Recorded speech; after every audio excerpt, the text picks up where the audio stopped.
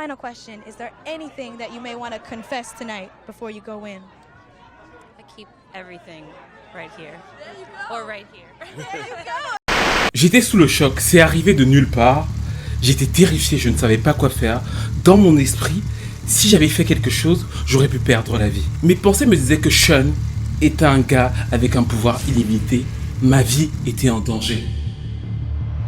Vous êtes Philippe, répétez après moi, je suis Philippe. Vous pouvez m'écrire dans les commentaires si vous voulez, je suis Philippe. En vérité, vous êtes Daniel Philippe, vous êtes un danseur, un homme qui a aujourd'hui 41 ans. Vous étiez beaucoup plus jeune au moment des faits, mais vous avez toujours le rythme dans la peau. D'ailleurs, c'est comme ça que vous avez croisé Cassie. À la base, vous êtes dans une agence de mannequins et vous êtes attiré par elle. Il y a quelque chose autour d'elle. En plus, c'est une fille célèbre, vous connaissez ses tubes, vous connaissez Long Way to Go. Peut-être que même vous avez tourné les reins dessus, peut-être un jour.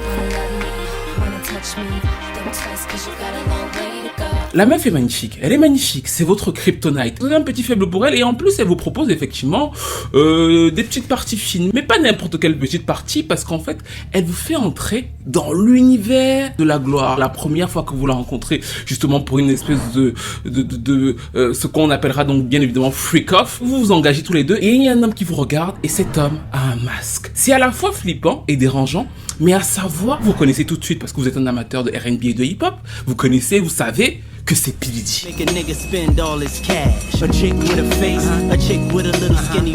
Ce même homme qui est donc masqué à ce moment-là prend une photo de votre permis de conduire ce jour-là comme pour vous signaler clairement dans votre esprit qu'il peut vous retrouver et faire de vous ce qu'il veut quand il veut parce que vous savez aussi désormais même derrière son masque qu'il a du pouvoir. C'est pour ça que vous revenez souvent.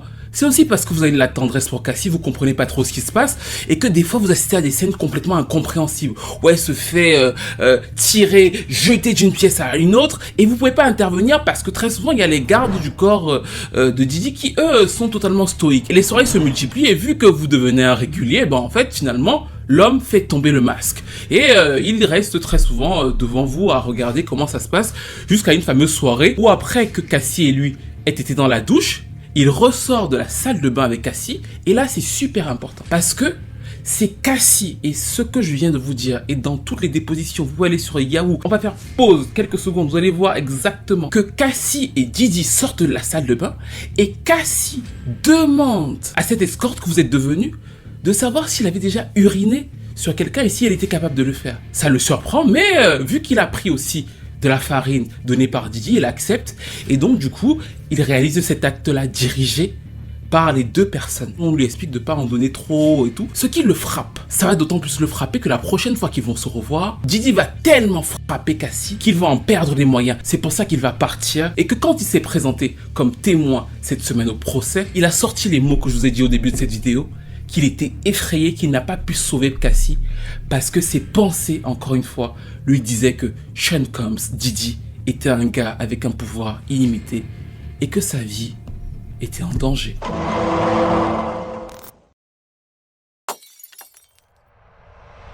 L'histoire que nous suivons et que nous sommes en train de vivre et qui fait vibrer toute la toile est finalement très actuelle. C'est finalement quand on la travaille, une histoire de notre époque, parce qu'elle réside sur un point bien précis, à savoir le consentement. Parce qu'au moment où Cassie arrive le lendemain de la déposition de Daniel Philippe et qu'elle doit répondre à la même question sur le fait de savoir si elle s'était faite uriner dessus, elle va dire oui. Quand on va lui demander juste après de savoir est-ce qu'elle aimait se faire uriner dessus, elle va dire personne ne peut imaginer que je puisse avoir envie de me faire pisser dessus par deux hommes. Et pourtant, c'était presque quasiment son quotidien, parce que Cassie va décrire plus d'une centaine de freak-off avec différents partenaires. On a Dave, on a Philippe que vous aviez au début. Il y a même un moment où effectivement, on a affiché plus de 13 partenaires qui ont été invoqués dans les freak-off. Et il y a eu un moment où les jurés étaient stupéfaits parce que certains se disaient oui, c'est normal que celui-là soit là, il est beau gosse. Mais tout le monde n'était pas forcément BG apparemment. Le physique n'était pas une valeur absolue pour participer aux endroits. La discrétion était super importante, le fait de ne pas être un flic était super important et encore plus le fait de ne pas être capable ou de ne pas vouloir dénoncer tout ça à la presse. It started when Cassie was dating this man. Ryan Leslie, a rapper and producer that many of us have never heard of. Cassie, comme beaucoup d'entre vous le savent, c'est une chanteuse du collectif Next Selection de Ryan Leslie. Moi, je l'ai vraiment découverte à cette époque-là. J'étais passionné par ce qu'elle était. On la marketait avec les cheveux qui tombaient comme ça. On disait que c'est la nouvelle Aaliyah. Vous vous rappelez tous de cette euphorie-là. Et à l'époque, justement, dans le collectif de Next Selection, il y avait plusieurs autres chanteuses. Cassie était celle qui était la plus mise en avant parce qu'elle avait ce truc avec Aaliyah, mais aussi parce qu'elle était en couple avec Ryan Leslie, qui était le chef du collectif et un des producteurs les plus en vogue de l'époque. Justement, Cassie signe chez Bad Boy Records pour pouvoir lancer son projet avec Me and You. Et l'un des moments qui va commencer à faire la liaison entre Cassie et Diddy, c'est bien sûr son échec, et c'est reconnu dans sa déposition. Au 106th Park, vous vous rappelez que c'est Diddy qui sort pour la protéger, le producteur protecteur qui vient nous dire que vraiment, des fois on fait des erreurs mais on se rattrape. Il vient à ce moment de sa carrière où elle est acculée, rejetée parce qu'on dit qu'elle ne sait pas chanter. En fait, elle se plante en fait après le lancement de Me and You.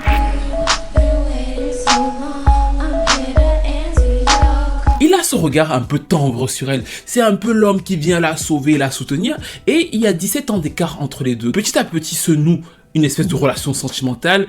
Cassie semble, en tout cas, intéressée par l'univers de Bad Boy, cet homme aussi charismatique qui, à un moment dur de sa carrière, la soutient, qui a une notoriété, un style de vie, et il semble avoir une attirance mutuelle qui sera d'ailleurs concrétisée par la fameuse chanson Official Girl. Official Girl, c'était pourquoi? C'était parce qu'en fait, la femme officielle, la fille avec laquelle il se déplaçait avant Cassie, c'était Kim Porter, la mère de ses enfants. C'était avec elle que Diddy était partout. Et quand la relation entre Cassie et Diddy commence à se définir, elle sort cette chanson qui s'appelle Official Girl, où elle dit « Je veux être la femme officielle ».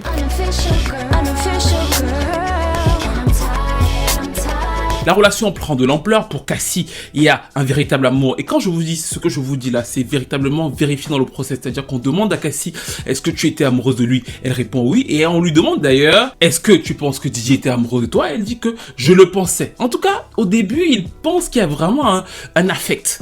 Toutefois, il y a une chose qui se passe qui est très importante. Diddy est le premier à introduire Cassie, par exemple, au sexe oral. Et c'est aussi, surtout le premier, à l'introduire aux farines et au mélange entre farine et sexe. Avant ça, Cassie est pas du tout dans cet univers-là. Et c'est donc comme ça que eux-mêmes, selon les propres mots de ce Cassie, vont s'appeler communément, je veux que vous reteniez ce mot-là, les Get High Partners. Get High, c'est vraiment quand tu prends la farine et tout, et tu vas au sommet des cieux. Et ton autre, c'est celui aussi qui prend la farine et tout, vous allez au sommet des cieux ensemble. C'est comme ça qu'ils se définissent. Et c'est donc là que l'engrenage commence. C'est très important, pourquoi? Parce que justement, Cassie, effectivement, est une jeune dame et voilà, elle a accès à une autorité, elle veut faire carrière, toutes ces choses-là, elle les reconnaît. Mais l'autre chose qui est plus perverse, c'est qu'au début, quand Diddy la frappe, quand il a des excès de colère et tout, ben en fait, il met ça sur le Get High. Il lui dit non, je m'en souviens pas. Au début, en fait, quand elle subit des choses de Diddy, lui, il fait comme si il ne se rappelait pas. Pourquoi? Parce qu'ils étaient high. Donc, du coup, il met ça sur le truc de que, oh, mais on était en train de, voilà, c'est pas très grave, tu es mon bébé et tout. On va te sortir un single ou alors on va t'acheter de nouveaux sacs. En fait, l'engrenage commence à partir de là. Parce que finalement, comme il y a la farine, bah en fait, Diddy remet tout ce qu'il fait sur le fait de dire que, bah en fait, je n'étais pas dans mon état normal. Et finalement, elle s'est habituée à ça. Surtout que, bah, et c'est précisé dans la plainte, elle n'a pas un contrat de 7 albums comme beaucoup d'autres artistes. Elle va avoir un contrat de 10 albums signés chez Diddy. Ce qui, pour moi, ça c'est une mention personnelle, c'est de l'esclavage. Je vois pas comment qualifier ça autrement. Mais en plus, bah, du coup, vu qu'elle est dans une relation sentimentale avec lui, bah, il décide de tout payer. Il décide de lui offrir un appartement, elle est logée, et elle est toujours logée, comme on l'avait vu précédemment, dans des endroits pas trop loin de chez lui. C'est-à-dire qu'elle vit pas avec lui, mais elle a toujours un hôtel à côté, une maison à côté, un studio à côté. Elle a toujours des appartements qu'il lui paye à côté de chez lui. Au début, c'est plutôt confortable pour elle. Progressivement, au long de la relation, ça va devenir une sorte de prison parce qu'elle va demander à avoir le droit, à un moment donné de la relation, de payer son propre appartement. C'est-à-dire qu'elle n'avait pas le droit de le payer parce que elle n'était pas sûre qu'il voulait. Et à un moment, elle va avoir le droit de payer un petit studio. Pourquoi? Parce que selon Cassie et ses avocats, l'engrenage était là. Et c'est donc là qu'arrivent les fameuses freak-off. Mais je sais que certains sont un peu énervés à ce niveau de la vidéo. Ils sont en train de se dire, oui, mais Stevie, on nous parle encore de Cassie. On a plusieurs vidéos sur Cassie. On sait à peu près ce qu'on a vécu. Pourquoi est-ce que l'histoire de Cassie revient alors que nous savons que Diddy est actuellement jugé pour trafic sexuel, racket et transport à des fins de reconstitution, pourquoi l'affaire Cassie revient, surtout que Cassie a été payé, ils ont un deal. Et je sais que vous vous posez beaucoup cette question parce que vous n'avez pas suivi mes dernières vidéos alors que vous avez été nombreux à le voir, elle a fait plus d'1 million de vues. Et dans cette vidéo, pourtant, je vous avais expliqué que c'est ça le trafic sexuel de Didi. L'histoire de Cassie, le premier témoignage, les 72 pages, nous ont tous choqués. Vous vous rappelez quand c'est sorti? Ça a fait un buzz, Didi, dans les 24 heures à payer et s'est dit c'est fini. En vérité, vous le savez aussi, il était en négociation avec Cassie en arrière. Et je pense qu'aujourd'hui, c'est le plus grand regret de sa vie. Il doit se dire qu'il aurait dû payer quand ils étaient en négociation alors que personne ne savait. Le problème, c'est que quand c'est sorti, en fait, l'État américain s'est quand même intéressé à savoir c'est quoi cette histoire totalement délirante que cette femme raconte. Ils ont essayé d'en savoir plus, ils ont fait le fameux raid chez lui, c'est-à-dire qu'ils ont essayé de comprendre ce qui se passait et d'avoir les différents faits. Bien sûr, là où ça a été complètement mélangé, c'est qu'on a eu plein de plaintes complètement délirantes. D'ailleurs, celle de Lil Rod, je vous avais expliqué quand elle est sortie, que je ne le croyais pas. Je vous avais dit ça dans la vidéo parce que quand j'avais lu la plainte, contrairement à celle de Cassie où j'avais dit tout de suite que moi je la crois, celle de Lil Rod, je vous avais dit que pour moi c'était un résumé de bullshit. En fait, elle a été rejetée par le juge américain. C'est-à-dire que lui, on l'a totalement rejeté. Il n'est même pas parmi les témoins du procès de Didi. Pourquoi? Parce qu'en fait, l'État américain, et ça aussi les avocats de Didi l'avaient dit, ça au moins on peut reconnaître qu'ils avaient été précis sur ça, a requalifié les freak-offs dans la loi RICO. Cassie ne pouvant plus porter plainte à Didi, mais les faits étant jugés suffisamment graves par l'État américain, ils lui ont porté plainte au fédéral et Cassie apparaît comme témoin du fédéral parce qu'elle ne peut pas ne pas témoigner dans un procès fédéral aux États-Unis. C'est obligé en fait. Mais si elle avait décidé d'elle-même, elle n'aurait plus jamais pu porter plainte encore une fois à Didi vu qu'elle avait été payée. Mais en vérité, je sais que vous êtes partis dans beaucoup de vidéos et que certains sont plus ou moins déçus ou commencent à nous expliquer que l'État américain veut attendrir l'affaire, mais pas du tout parce que ça a toujours été le cas.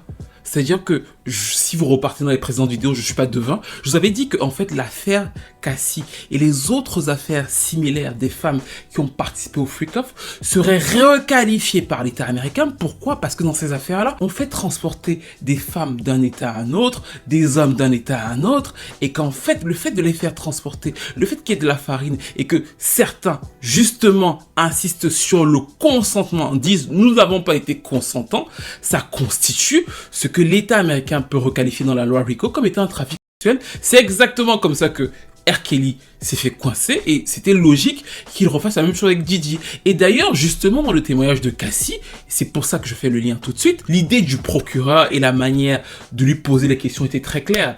On lui pose par exemple la question de savoir, vous aviez un contrat de 10 ans chez Bad Boy Records, est-ce que vous avez réussi à sortir d'autres albums? Elle dit non. Et on lui demande pourquoi, elle répond par exemple, et c'est très malin de leur part, c'est très bien pensé, en tout cas j'ai trouvé, que faire les freak-off était devenu un full-time job. Mon travail à temps plein. Des fois, je faisais des freak-off pendant 4 jours, c'est-à-dire qu'ils enchaînaient. Et ensuite, il y a tout un système qui est parfaitement expliqué par Cassie. C'est que quand les freak-off se terminent, elle a droit à des massages, elle a droit à un cuisinier qui va lui faire des plats pour se requinquer. Et aussi, il y a des injections de fluide pour retrouver la santé et retrouver la forme et aller à des soirées et repartir comme si de rien n'était. D'ailleurs, Didi supporte mieux la prise de farine qu'elle. Et à un moment, d'ailleurs, où elle rigole parce qu'on lui demande, vous aviez l'addiction aux farines parce qu'elle va devenir addict. Quelle était l'addiction de Didi? Et elle va le dire en riant parce que c'est précisé dans le truc. Elle va dire son addiction c'était le succès. Pourquoi c'est important ce que je vous dis? Parce qu'en fait, s'il y avait eu des meurtres, des mineurs, une espèce de trafic avec plein de célébrités, la personne la plus à même de le dire et de l'invoquer au tribunal aurait été Cassie. C'est pour ça qu'elle est le témoin phare de l'affaire. Parce qu'en fait, c'est elle qui passe le plus de temps avec Didi, c'est elle qui a le plus de détails et en vérité, justement, les détails qu'on est en train de voir reviennent toujours sur ce qu'elle a subi et sur comment, en fait, elle a elle-même perdu la notion de consentement, même si effectivement elle pensait être amoureuse de lui, parce que c'est ça en fait. Progressivement, entre la violence qui s'est installée, parce qu'au début elle lui pardonne en se disant que en fait c'est juste parce qu'il est high, mais en fait finalement il devient violent tout le temps, et le fait qu'il soit violent tout le temps ça crée un climat de peur. Le fait que finalement son niveau de vie dépend de quelqu'un qui est violent tout le temps, en fait elle ne sait plus elle-même comment gérer les choses. Le fait qu'ensuite, et ça c'est aussi un autre fait important, elle devienne elle-même une addict à la farine. Et là encore où ces avocats ont bien joué, c'est qu'ils n'ont pas raconté que les freak-off aux États-Unis. Pour pouvoir bien insister sur le caractère de trafic, Cassie fait des freak-off en Turquie, aux Caraïbes, et elle fait des freak-off à Cannes. Elle raconte un épisode où effectivement ils arrivent à Cannes, Didi installe un freak-off, et ça m'a frappé parce que à un moment, Didi se rend compte qu'il y a un peu moins de farine, ou en tout cas, toute sa farine n'est pas en place. Et il accuse donc Cassie d'avoir volé la farine. Il la chasse du bateau, et elle va quand même se démerder et tout, pour qu'il se retrouve quand même sur le tapis rouge à Cannes. Mais toujours est-il que ce n'est pas simplement aux États-Unis qu'elle subit ça, et que le fait qu'il imagine qu'elle puisse voler de la farine, et que plus tard dans le témoignage, elle va elle-même dire qu'il va interdire à certains dealers de lui vendre de la farine, et qu'il va finalement essayer de lui faire une rehab, c'est que lui-même qui l'avait introduit aux drogues, dans une manière aussi de la contrôler dans leurs ébats, selon le procureur, bah en fait elle se rend compte que ça devenait de plus en plus dangereux pour sa santé, même à elle. Il y a un épisode où elle raconte par exemple que elle va faire une J-hole alors qu'ils sont avec un autre escort qui s'appelle Dave, et qu'en gros Didi la porte, il la met dans la salle de bain, et en fait le J-hole, d'après ce que j'ai compris, c'est quand tu prends beaucoup de la drogue du violeur, et en fait tu perds l'essence. Pendant quelques temps, Didi est totalement paniqué, il se dit mais comment on va faire et tout. Mais, et ça c'est super important, elle revient à elle, et quand elle revient à elle, ils vont continuer le freak-off. C'est-à-dire qu'il faut qu'elle soit suffisamment droguée pour pouvoir participer à leur jeu, mais pas trop droguée non plus pour être une totale camée, mais ça ne s'arrête jamais. Quand les freak-offs se terminent et que les escortes versent leur lait sur la poitrine de Cassie, elle est censée reprendre ce lait-là pour aller le remettre sur les pectoraux de Didi, et encore une fois, c'est un rituel installé par lui.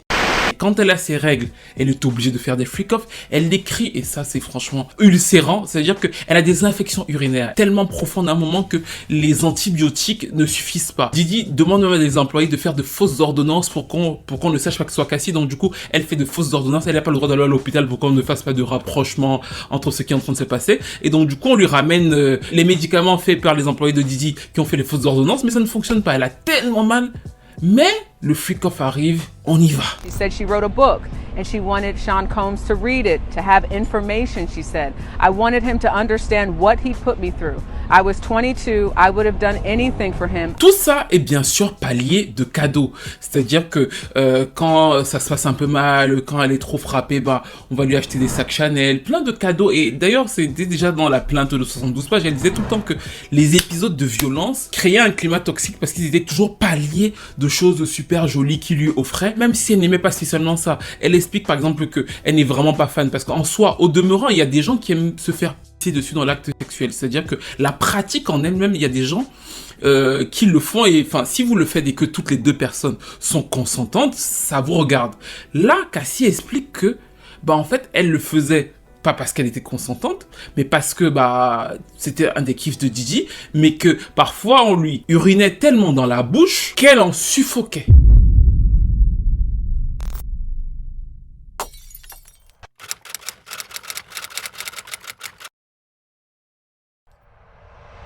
Alors, Didier est fou, complètement excentrique, mais il est peut-être pas apparemment invincible. Un jour, effectivement, avant un freak-off, parce que souvent aussi, il est pas là lors des freak-offs. Souvent, Cassie organise un freak-off quelque part, il est assis quelque part dans un autre pays, il regarde, et l'inverse n'est pas toujours vrai. C'est-à-dire que si Cassie doit faire des freak-offs et que lui, il regarde, bah en fait, Cassie ne l'a vu que 2-3 fois, elle précise, faire des freak-offs et qu'elle les regarde. L'inverse n'est pas toujours aussi réciproque, surtout que si Cassie dit elle-même être jalouse, Didi l'est encore plus, et chaque fois qu'il soupçonne quoi que ce soit de jalousie, il harcèle son téléphone portable, il la frappe. Vous le savez, avec Kid Cudi, il va aussi penser qu'avec Michael B. Jordan, elle a une relation, il entre dans des colères noires, il arrive chez elle, il détruit tout. Voilà, ça c'est Didi. Mais apparemment, il a des faiblesses. Et une des faiblesses, par exemple, c'est que un jour, bah, lors d'une soirée où il prend un peu de trop de farine, bah lui aussi tombe dans les pommes. Et Cassie a peur. Elle prend peur. Parce que là, c'est dans le contre-interrogatoire de Didi que oui, quand il se réveille, bah elle est heureuse qu'il soit réveillé. Elle raconte aussi l'épisode de Such Night. Un jour, Such Night se retrouve dans la même ville qu'eux. Didi lui demande de prendre une arme et de mettre dans son sac. Encore, Cassie se sent que Didi est prêt à aller au combat avec Such Night. Et qu'est-ce qu'elle fait? Elle s'effondre. Et bah du coup, les avocats demandent mais pourquoi tu t'es effondré et tout. Mais elle dit parce que j'avais peur pour lui. Voilà. Mais pourquoi j'avais peur pour lui? Mais parce que bah je l'aimais. Enfin, je ne voulais pas qu'il lui arrive quoi que ce soit de mal. Et ça, c'est donc la méthode des avocats de Didi. Parce qu'en fait, vous pourriez vous dire ouais, mais ils sont quand même accusés de choses super cheloues, graves, tous ces escortes et tout et tout et tout. Bah en fait, les avocats de Didi ne sont pas venus en mode on va nier quoi que ce soit. Il a pris une armada d'avocats élistes, c'est-à-dire que je crois qu'ils sont 13, qui se relaient et qui sont assez clairs sur leurs intentions. Ils sont pas là pour dire que ce que Cassie raconte n'est pas vrai. Ils sont là, et ça c'est super important, Vraiment, il faut que vous reteniez ça. Je sais que c'est scandaleux et que vous allez passer dans plein de vidéos et que vous allez entendre beaucoup de choses. Mais ils sont pas là pour ça. Eux, ils sont là pour créer une seule chose. Vous suivez très bien les séries américaines. Le doute raisonnable. Leur but n'est pas de dire, vu que nous sommes dans un procès fédéral. Si c'est un procès fédéral, la charge est au procureur de donner les preuves. Eux, leur problème, c'est de faire en sorte que les jurés, et là, Didier a plutôt, selon moi, mais vraiment c'est peut-être une erreur aussi de ma part, mais j'ai comparé son procès à celui de R. Kelly. R. Kelly a eu beaucoup de femmes. Didier, lui, il a 8 hommes et 4 femmes. Je trouvais que c'était assez bien, même si, encore une fois, ses avocats ont fait un sitting d'une heure à ce moment où on a eu les 12 jurés en disant que, en fait, il y avait eu trop de jurés noirs qui avaient été repoussés. Est-ce que ce n'était pas du racisme? C'est pour vous dire à quel point ils sont pointilleux. Et même pervers. Mais leur objectif n'est pas de venir vous dire, c'est leur taf, mais c'est pas de vous dire, oh, Didi est un homme sain.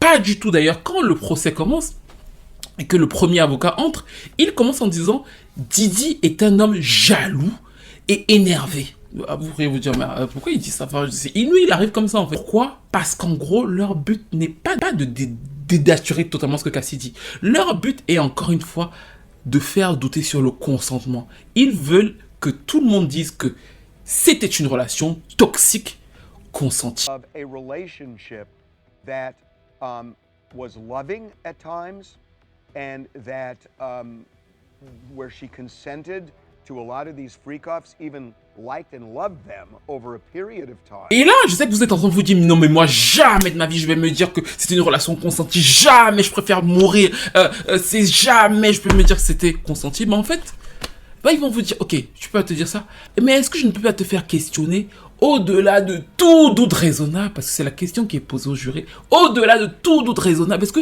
je peux pas te faire douter de quelque chose? Et c'est donc pour ça que eux ne viennent pas en mode de décrédibiliser ce que Cassie dit sur les faits. Eux, ils viennent en mode, on va essayer de vous montrer, en faisant des ficelles sur certains points, qu'en vérité, elle a toujours été consentante, elle l'aimait, il l'aimait, et en fait, c'est une relation totalement de deux fous toxiques, et en fait, ça ne mérite pas que qui que ce soit ici soit condamné pour trafic sexuel. C'est pour ça d'ailleurs que le contre-interrogatoire de Cassie a commencé par un gros vice, c'est-à-dire que ils étaient là comme ça toute la première journée de Cassie, ils ont rien dit. À 3h du matin, la veille du procès, qu'est-ce qu'ils ont fait? Ils ont envoyé un document, tenez-vous bien, de 400 pages.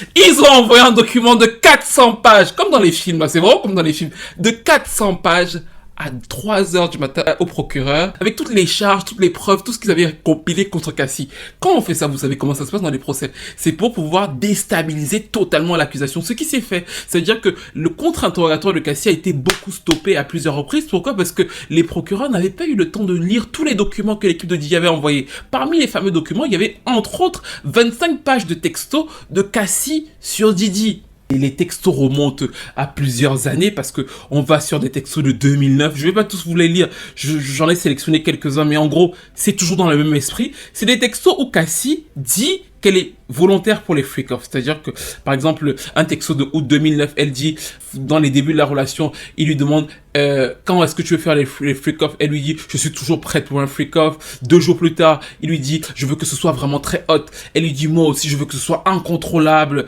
En juillet 2012, Cassie qui lui envoie un message pour lui dire que je suis directement excité, je m'ennuie. Et le message est envoyé juste après un freak-off. Façon de lui dire que même après les freak-offs, Cassie voulait toujours avoir des rapports avec lui. Et d'ailleurs, elle lui pose la question. Elle lui dit, est-ce que vous avez eu envie, après des freak-offs souvent, d'avoir d'autres rapports avec Monsieur Combs? Et Cassie dit oui. Un mail de 2009, Cassie lui avoue son amour. Je t'aime. Lui aussi lui répond qu'il l'aime. Elle lui dit qu'elle l'aime plus que tout. Et vous avez compris le délire. Le délire, c'était de montrer via des textos. Et c'était encore pire parce que c'était pas tout. Au moment où le procès a commencé, le premier avocat de Didi qui s'est présenté était un homme. Quand il y a eu le contre-interrogatoire, moi j'ai trouvé ça vraiment connard.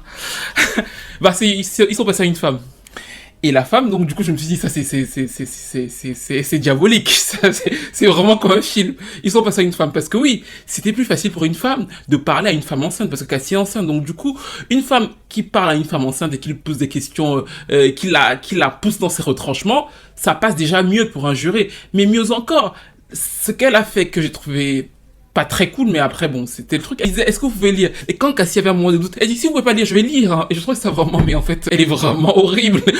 C'est trop machiavélique d'avoir pensé que c'est mieux qu'une femme aille lui poser des questions comme ça. Et en plus de lui demander parfois, oui, voici cette page, est-ce que vous pouvez lire ce que vous avez écrit? Oh, si vous pouvez pas lire, moi je peux lire. Parce que du coup, la femme, ça, il y a un truc de douceur. Alors que c'est violent finalement. Mais je trouve que Cassie a été très fair-play sur cette partie-là parce qu'elle a répondu avec beaucoup de bonhomie. Dans le rapport d'audience, on voit même qu'à plusieurs reprises, elle sourit et elle rit.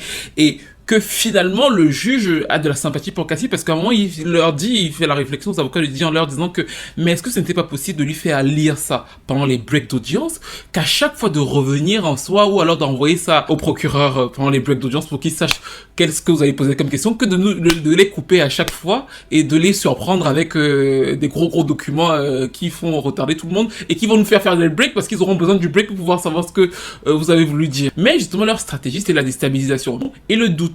Parce que justement, leur angle d'attaque principal avec lequel d'ailleurs ils ouvrent le procès, c'est le fait de dire que la femme principale dont on va parler aujourd'hui est partie d'elle-même. C'est-à-dire que c'est la rupture. Eux, ils ouvrent le procès par la rupture. Ils disent, en 2018, Cassie Ventura quitte Didi pour son partenaire de sport. Et Didi ne va pas la poursuivre, au contraire, c'est elle qui va essayer de revenir vers Didi. Il montre des textos qui disent que quand Kim Porter décède après la rupture entre Didi et Cassie, Cassie quitte le prof de sport, fait des milliers de kilomètres pour le rejoindre, je crois, en Géorgie. Bah en fait, quand elle y arrive là-bas, Didi, lui, il est effondré et il explique à tout le monde que c'est Kim Porter, la femme de sa vie. Et comme il va dire à tout le monde que Kim Porter est la femme de sa vie et que c'était la hantise de Cassie, c'est elle qui était devenue l'official girl, les avocats de Didi disent que c'est pour ça que Cassie se met finalement avec le prof de sport et que Didi ne l'a jamais poursuivi. Ils partent du principe dans leur déclaration de base que si Cassie était en danger, si Cassie était prisonnière, ben en fait, comment est-ce qu'elle a pu partir avec le prof de sport vu que le prof de sport n'est rien du tout? La phrase exacte c'est « Elle est partie sans répercussion. Elle a passé 11 ans à essayer d'être l'amour de sa vie et elle s'est rendue compte que ce n'était pas possible et elle s'en est allée avec le prof de sport qui l'a lui-même engagé. Par exemple, pour le fameux épisode de Kid Cudi, je vous le rappelle rapidement, Cassie a une relation avec Kid Cudi, vous le savez, et c'est une sorte, selon Cassie à l'époque, de break avec Didi. Et en gros, Didi vient la chercher chez Kid Cudi, Didi menace Kid Cudi, il fait exploser sa voiture. Vous connaissez cet épisode absolument scabreux. Bon, en fait, les avocats de Didi reviennent sur l'épisode, mais ils posent une question différente à Cassie. La question qu'il pose à Cassie, c'est de savoir, quand la relation a commencé avec Kid Cudi, est-ce que vous étiez en break? Quelle était votre relation avec Didi? Cassie répond, on était en break. Et ensuite, il demande, mais vous faisiez toujours des freak-off, non? Et elle dit oui. Et vous comprenez ce qu'ils veulent faire, le doute. Si tu étais en relation avec Kid Cudi, qui est un rappeur connu, qui a de l'argent et tout, et que tu continuais les freak-off avec Didi, pourquoi tu n'as pas précisé dans ta plainte que tu continuais les freak-off avec Didi, alors que tu étais en relation, donc du coup, avec Kid Cudi? Parce que c'est bizarre un break quand même. Si tu es en break mais tu continues à faire les freak-off avec Didi, et surtout bah si tu continues à faire les freak-off avec Didi, comment lui il est censé savoir que ce n'est pas une relation? En fait, ils ne jouent pas sur le fait de dire que Didi n'est pas un homme violent. En fait, ils exploitent la toxicité réelle de la relation qui, en fait, selon Cassie, elle n'est pas une relation exclusive. Et là, c'est vraiment la partie qui m'a tué parce que quand elle a dit, en fait, nous n'étions pas censés être exclusifs, ils sont dans des schémas qui sont complètement fous. Mais le fait que Cassie reconnaisse que, bon, en fait, nous n'étions même pas censés être exclusifs, la licence l'exploite. Parce que eux veulent qu'on retienne ça comme une relation toxique. Par exemple, on lui pose une question sur Gina. Gina, c'est une autre des copines de Didi dont on a parlé. Et on lui demande d'ailleurs comment elle réagissait au fait que des fois Didi postait des photos avec d'autres femmes sur les réseaux sociaux et en fait elle entrait dans des colères noires quand ça se passe. D'ailleurs il y a un texto où elle dit que je ne veux être la femme officielle, je ne veux pas être une side bitch. Quand elle se rend compte qu'il est avec une autre femme qui s'appelle Gina et quand elle va le voir d'ailleurs elle lui assène une gifle, pas deux, une. Sauf que les avocats lui demandent est-ce que tu l'as giflé? Bah en fait elle dit oui.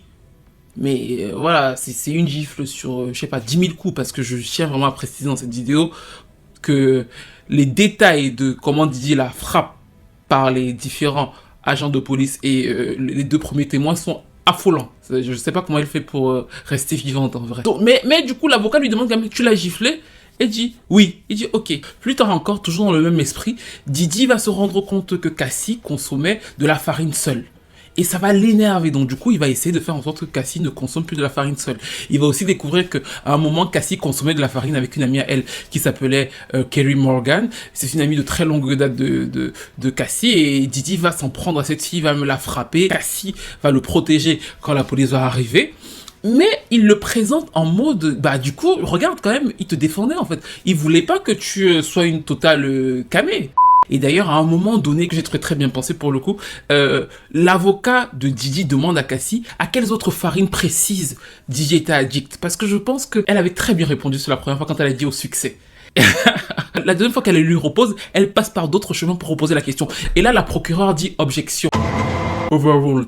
Pourquoi est-ce qu'ils font ça? Parce qu'en fait, leur but, c'est de dire que Didi, c'est aussi un addict. En fait, ils veulent vous présenter ça comme une relation entre deux camés qui faisait tout et n'importe quoi, et bah pourquoi est-ce que vous voulez accuser un des deux camés alors que l'autre camé aussi était avec lui? C'est ça en fait. À la limite, accusez-le donc de violence conjugale, mais il ne peut pas avoir trafiqué cette dame-là, parce qu'encore une fois, ils sortent donc des fameux textos où elle dit ovulation, où elle est plutôt d'accord pour faire les freak-off, les textos où c'est elle qui décrit tout ce qu'il faut acheter, où elle achète elle-même les différents lubrifiants et tout, les fameux freak-off. Les autres moments où aussi, un moment de 2017 où apparemment la relation c'était un peu tarie, et c'est Cassie en fait qui via une amie à elle trouve un jeu, une grosse partie fine où en fait entre 22h et 8h du matin, Didi et elle doivent rester dans leur personnage. On sait pas exactement quels sont les personnages dans lesquels ils doivent rester, mais en fait il faut savoir vraiment que c'est une habitude chez eux. Ils font des sex clubs, ils font beaucoup de choses, mais là pour le coup c'est un truc qui est conseillé à Cassie par une amie à elle. Elle le propose à Didi et les deux donc de 22h à 8h du matin sont dans des personnages et ils font à peu près tout ce qu'ils veulent. Et ben en fait ils se servent de ce moment là pour dire que ben en fait c'est Cassie elle-même qui vient avec des idées. Donc du coup partant de là, comment est-ce qu'on peut totalement définir que il n'y avait pas de consentement et qu'elle était totalement sous emprise de lui? Comment lui-même, selon leur angle, aurait pu savoir que finalement elle n'était pas consentante? Lui, il pensait qu'elle était amoureuse de lui et que lui était amoureux d'elle. Et d'ailleurs, on pose la question à Cassie. Il demande à Cassie, comme je l'ai dit au début, est-ce que tu étais amoureuse de lui? Oui. Est-ce qu'il était amoureux de toi? Et elle dit, oui, je le pensais. Had a lot of questions about discrepancies in the dates that Cassie alleged the rape occurred. Plus tard, elle a sous-entendre que la fameuse vidéo de l'hôtel ce jour-là-bas, Didi avait un problème de désordre bipolaire, toujours dans le même état d'esprit, et ensuite elle va demander à Cassie, vous avez été dans un centre de désintox, cet endroit traite aussi de la compulsion sexuelle. Et Cassie va dire oui, mais je n'ai pas été traité pour compulsion sexuelle. Mais le but est juste que les jurés puissent entendre que elle était dans un centre, peut-être qu'on l'a aussi traité parce que finalement c'était une addict au sexe. C'est pour ça donc que du coup les deux fonctionnaient bien. Initially in her lawsuit, Cassie stated that the occurred in September of 2018. And earlier in her testimony this week, she stated that the allegedly occurred in August of 2018. Les avocats de Didi vont énormément jouer sur ce genre de détails, sur le fait qu'après la séparation, en fait, Didi et Cassie vont continuer à avoir des échanges de textos.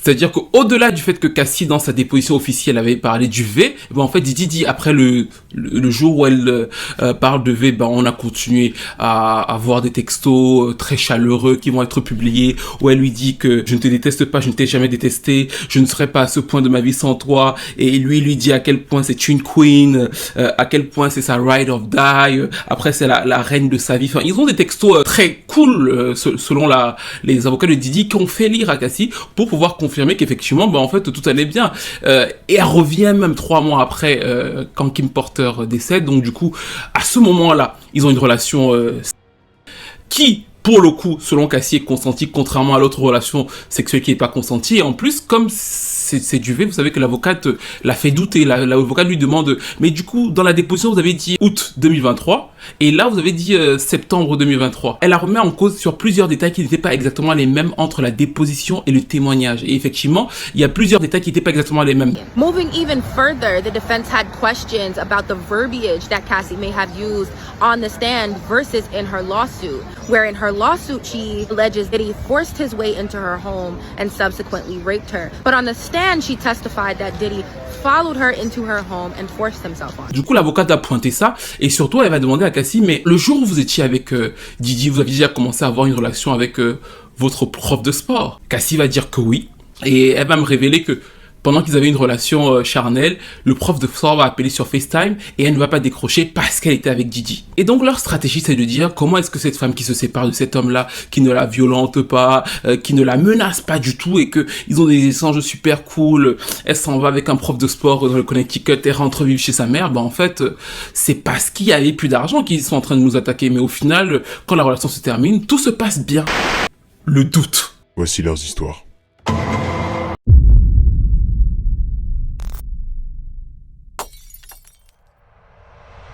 Si vous étiez juré à ce stade du procès, quel serait votre verdict? D'ailleurs, il faut savoir que pour être juré, vous le comprenez, il faut n'avoir aucun avis, il faut être libre vraiment de tout préconçu.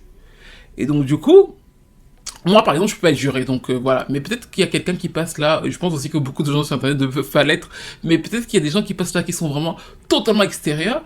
À ce stade du procès avec la dynamique, peut-être qu'ils pourraient nous dire, ces personnes-là, qui y croient en fait. Moi, ça m'intéresserait beaucoup. Des gens qui sont vraiment neutres et qui savent dans leur cœur qu'ils sont neutres. Ils peuvent nous dire dans les commentaires, au vu de ce que je vois, est-ce qu'au-delà de tout doute raisonnable, parce que c'est ça la question qui sera posée aux autres, c'est pas moi qui pose cette question, c'est la question que les Américains vont poser. En fait, est-ce qu'au-delà de tout doute raisonnable, vous penseriez donc que Didi a trafiqué Cassie et qu'elle est victime de coercition et toutes les choses dont il est accusé dans ce procès, sachant bien évidemment que le procès ne va pas reposer que sur Cassie. On va avoir Dan Richard qui va témoigner, mais le témoignage de Dan Richard est plus sur la manière d'hyper controlling de Didi, c'est-à-dire que je pense que c'est au-delà de véritable violence sexuelle. Qu'elle avait parlé de propositions de freak-off et du fait qu'il contrôlait la manière de s'habiller et qu'il était toujours dans sa loge et ce genre de choses. Mais je pense que ça va aider elle a montré l'aspect hyper controlling de Didi. Donc je pense que les fédéraux la font venir pour bien imprimer le personnage, et que l'autre témoin qui sera intéressant, c'est une fille qui date d'environ 2020. Pour le moment, elle n'est pas encore citée, mais je pense qu'on la connaît. On la connaît, je pense que c'est une femme qu'on a dû voir publiquement avec Didi, parce qu'on ne révèle pas son identité, mais que les avocats de Didi dans l'ouverture l'ont pointé. Parce qu'ils ont pointé Cassie et elle, donc ça veut dire qu'ils estiment que les deux là sont les principales personnes qui vont leur faire mal, et que les autres vont plutôt témoigner pour mettre en avant la personnalité toxique et dérangeante de Didi. Mais que principalement ces deux femmes-là, sachant que victime number 3, qui était une femme qui était censée témoigner contre Didi et qui avait beaucoup d'allégations, en fait ne viendra pas au procès, elle est introuvable. Quant à mon avis à moi à ce stade du procès, je trouve que cette partie est super intéressante, parce que moi j'ai toujours pensé que Cassie disait la vérité, et d'ailleurs en grande partie Didi ne dit pas que Cassie ne dit pas la vérité. Didi dit juste que Cassie était consentante de leur relation et que c'était pas du tout du trafic, mais que c'est une relation toxique, et que vous le connaissez, nous aussi, s'il pouvait nous parler, il nous aurait dit qu'il va s'améliorer. D'ailleurs, il nous avait dit qu'il allait s'améliorer, que c'était une période passée et que voilà, il va devenir un meilleur homme. Donc en fait, it's so difficult to reflect on the darkest times in your life. But sometimes you gotta do that. I was fucked up. I mean, I hit rock bottom. But I make no excuses. On n'est pas globalement sur une histoire de mensonge. On est encore une fois sur une histoire de gestion de ce qui est consenti ou pas. Maintenant, reparcourant toute l'histoire depuis le début, ça m'a rappelé, vous savez, quand ils ont posé la question à Cassie à un moment de savoir si elle avait un tatouage de Ryan Leslie, parce qu'on lui a demandé, vous avez une relation avec Ryan Leslie, elle a dit oui, il avait 10 ans de plus que vous, oui. Going out to Miami to do an appearance at a club. Her and Diddy, they even make a whole flyer so that Ryan doesn't get suspicious. Cassie and Diddy, they smash Leslie's over. She's got a new man, a bigger man. They start dating. Why did you do the freak-offs? And her answer is, yes, at the time, I wanted to make him happy. Didi a 17 ans de plus que vous, oui. Et après, on lui a demandé, vous avez un tatouage de Ryan Leslie? Et en fait, elle a dit oui. Ça m'a rappelé, vous savez, le premier clip de Cassie. Je sais pas si certains se souviennent. Cassie a un premier clip où elle ouvre le pantalon de Ryan Leslie, et c'est justement Bad Boy Records qui va faire annuler ce clip. Vous savez, un clip quand elle est très jeune, je crois qu'elle doit avoir 17-18 ans. 17, je sais pas, peut-être 19 ans ou 18 ans. Mais en tout cas, elle est très jeune, ça doit être en 2004. C'est comme ça que moi, je découvre Cassie avec ce premier clip-là. Et en fait, après, Didi, quand ils vont signer chez Bad Boy, ils vont lui faire l'autre clip. Mais dans ce clip-là, c'est un clip très sexuel où je crois que c'est bien Ryan Leslie qui est dans le clip. Et en gros, on la voit un peu semi-nue et elle lui ouvre un moment son pantalon. Quand l'équipe de Didi le présente, il le présente en mode « Regardez, en fait... finalement, c'est une femme de peu de vertu. C'est l'idée qu'ils veulent amener. Mais moi, au final, quand moi j'ai revu ça, je me suis dit, en fait, c'est peut-être une femme, justement, qui n'a jamais pu se construire et qui s'est toujours vue dans le regard d'un certain type d'homme. Et justement, c'est en ça que l'histoire est effectivement une histoire XXL, parce que c'est l'histoire de Didi, mais en vérité, si vous y pensez, c'est une histoire finalement très banale. Pourquoi? Parce que moi, je suis convaincu en la lisant que oui, on peut totalement altérer. Alors moi, je suis pas pour le mot emprise, parce que déjà, je suis un psychologue, et qu'en fait, l'emprise, Ça me gêne parce que je suis un fan de Balzac. Je vous ai toujours dit ça, je suis un fan de Balzac, la cousine bête et tout. Moi, j'adore Balzac. Et Balzac décrit toujours des personnages très ambivalents. C'est-à-dire qu'il n'y a jamais quelqu'un qui est totalement... Tous les personnages de Balzac sont des monstres, limite, mais il y a toujours toute la nuance de l'âme humaine chez lui. Et ce que je trouve justement intéressant dans l'histoire de Cassie, c'est que justement, on retrouve une petite fille qui peut-être avec de l'ambition, qui peut-être se disait que je vais sortir avec un producteur ou avec des producteurs et ça va m'amener plus loin, mais c'est pas parce qu'elle se disait ça que son sens du consentement, de tout ce qu'elle était prête à accepter, n'a pas été altéré dans la situation dans laquelle il l'a mise. En fait, c'est la nuance là, c'est-à-dire que oui, tu peux te dire tout ça, tu peux même avoir envie de faire tout ça, tu peux même avoir envie être amoureuse sincèrement de lui au début, mais c'est pas pour autant, par exemple le début, quand elle dit qu'au début, quand il l'a frappé au début, il mettait ça sur le point de la et qu'elle lui pardonnait facilement, ça montre quand même un schéma dans lequel tu entres en te disant que oui, ça va passer, oui, je vais sortir mon single ou alors je vais avoir des cadeaux et tout, mais finalement, ça devient une prison. Et quand tu as atteint un certain niveau de vie, je sais que certaines personnes ne vont pas peut-être le comprendre, je peux croire que tu finisses par croire que tu es défini par ce niveau de vie et que tu te mettes à accepter des choses que tu n'aurais pas acceptées en temps normal. Et c'est la question qui va être posée au juré, mais c'est la question que je pense que beaucoup de gens, même dans leur relation de tous les jours, se posent. She described going to rehab in February of 2023. She says, I didn't want to be alive. Et c'est pour ça spécifiquement que c'est bien fait pour lui. Prenons 2 secondes. Et d'ailleurs, j'ai eu encore une fois 2 sauces ambivalentes, c'est-à-dire que sur Facebook, je me suis fait harceler parce que je soutenais Cassie et que j'étais dans la propagande, et sur le réseau de malades mentaux, je me suis fait harceler parce que j'ai fait un post avec les textos de Cassie, ce qui voulait dire, alors que j'ai fait 10 000 posts pour expliquer ce que Cassie expliquait de Didi, j'ai fait un post pour parler des textos de Cassie, c'était voulait dire que je soutenais Didi, enfin bref, mais... Je vais répondre à un argumentaire qui pour moi a été débunké, mais moi j'ai adoré les derniers échanges. J'ai relu 2 fois la dernière déposition entre Didier et Cassie. Pourquoi? Parce que limite pour moi c'est historique et limite même une leçon de vie. Tout l'argumentaire de l'argent a été totalement débunké par Didier lui-même. C'est-à-dire que si on partait du principe, selon Didier, que la relation était consentie, l'argumentaire financier a été débunké pour une raison simple. Nous sommes aux États-Unis. Didier est un multimillionnaire. Il sait très bien qui sont les femmes avec qui il traîne. Il sait très bien. Si tu fais 11 ans avec une femme, tu es multimillionnaire, tu fais tout ce que tu as fait avec elle, c'est ta poupée avec laquelle tu te balades partout, on connaît tous Cassie en tant que femme de Didi, tu te sépares d'elle. Et quand tu te sépares d'elle, tu la vois retourner vivre chez ses parents, parce que c'est ce que les avocats de Didi, c'est pas moi, au Connecticut avec un prof de sport. C'est-à-dire que tu te dis, ok, elle a été au Met Gala et elle va retourner au fin fond du truc. Et elle ne bronche pas. Elle ne te dit pas au moment de partir, comment je vais m'en sortir financièrement. Non. Au moment de partir, selon tes propres mots, elle te dit, je t'ai donné 11 ans de ma vie et à la fin, tu dis que Kim Porter, c'est la femme de ta vie. Avec tout ce que j'ai fait pour toi. Qu'est-ce que ça veut dire? Ça veut dire que tu sais pertinemment que, et quand tu le lui renvoies au procès, que c'était de l'amour, que pour elle en tout cas elle t'aimait sincèrement, que même quand elle part avec le prof de sport là, des fois elle t'envoie des textos où tu sens que tu peux la récupérer vu que elle veut que tu lui prouves en vérité que elle est la femme de ta vie, vu qu'elle a passé 11 ans à faire tout pour que tu lui montres ça. Tu ne lui montres pas ça. Tu la laisses repartir dans la pauvreté. Il n'y a pas un geste d'affection, d'amour, de soutien, de modèle qu'a chanté, rassure-moi.